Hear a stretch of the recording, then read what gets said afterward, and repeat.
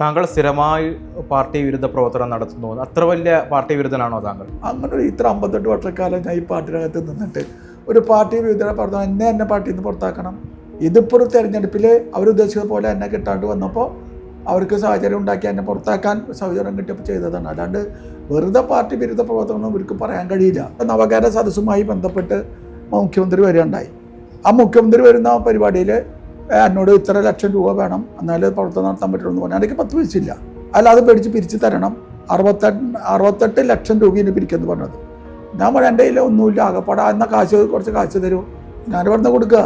അപ്പോൾ ഞാൻ എൻ്റെ ഒരു കാറുണ്ട്, ആ കാറ് പണിപ്പടി വെച്ചിട്ട് കുറച്ച് കാശ് തരാം, അല്ലാതെ വേറെ ഒന്നുമില്ല. താങ്കൾ പാർട്ടിക്ക് പൈസ കൊടുക്കാൻ പറ്റാത്തതുകൊണ്ടാണോ?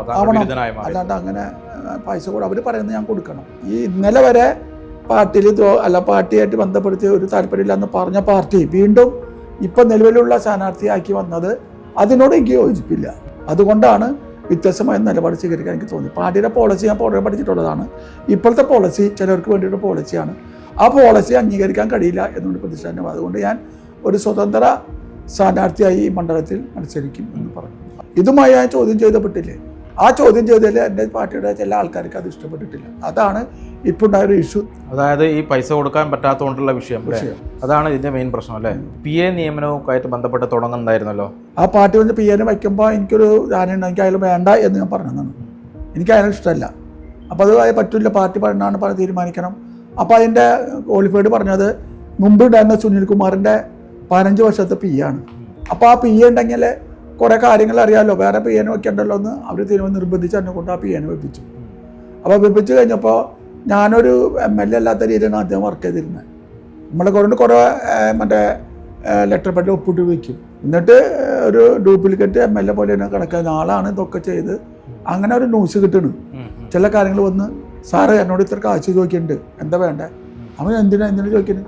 ഭൂമി കൈമാറ്റം ചെയ്തേനെ, ജോലിക്കൊരു അപേക്ഷ കൊടുത്തേനെ. ഞാൻ എനിക്കൊരു 10 പൈസ വേണ്ട. അപ്പോൾ അങ്ങനെ വന്നപ്പോൾ അതൊരു വലിയൊരു ചർച്ചയായിട്ട് പിന്നെ വരികയുണ്ടായി. പിന്നെ അത് ആവർത്തിച്ചുകൊണ്ടിരുന്നു.